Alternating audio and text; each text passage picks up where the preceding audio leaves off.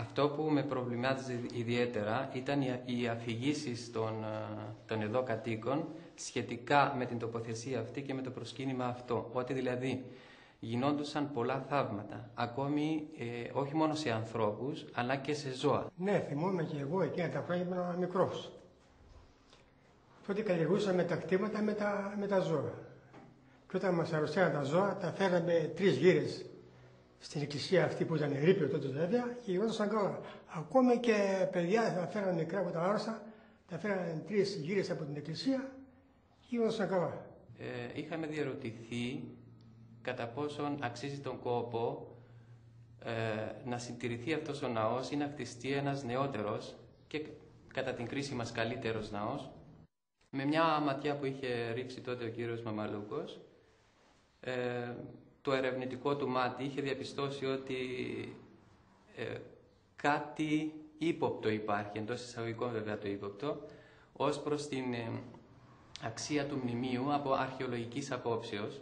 Και μάλιστα μου είχε πει τότε ότι υπάρχουν υπόνοιες από πλευράς του ότι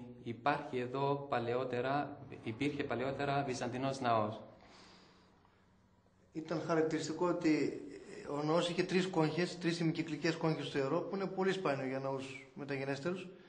Και όταν με τον πατέρα Θώσιο μπήκαμε στο εσωτερικό του, διαπιστώσαμε λείψανα των παραστάδων δεξιά και αριστερά από την κόγχη του Αγίου Βήματος, που απεδείκνυαν ότι ο ανατολικός τοίχος ήταν λείψανο παλαιότερου ναού. Και μάλιστα είχα πει χαριτολογώντας τον πατέρα Θεοδόσιο, προκειμένου να τον πείσω τότε να προχωρήσουμε σε μια μελέτη αποκαταστάσεως, ότι αν δεν είναι ο ναός Βυζαντινός, να με κρεμάσετε στο δέντρο που βρίσκεται έξω. Ο ρυψοκίνδυνος αρχιτέκτον δεν απαγχωνίστηκε, διότι ευτυχώς αποκαλύφθηκε η βυζαντινή καταγωγή του ναού. Κατά τη συντήρηση που έγινε με τη συνεργασία της αρχαιολογικής υπηρεσίας, αποκαλύφθηκε και το δάπεδο της πρωτοχριστιανικής περίοδου και αναδείχθηκε. Πόσα τέτοια εκκλησάκια στην Ελλάδα γκρεμίζονται ακόμη ή κακοποιούνται, γιατί δεν βρέθηκε ο ειδικός να επιμείνει στη σωστή αναστήλωσή τους. Η εκκλησία της Αγίας Βαρβάρας και το κάστρο των Ορογών ήταν σταθμοί στον ιστορικό δρόμο που ένωνε την Νικόπολη με την ενδοχώρα της Υπήρου.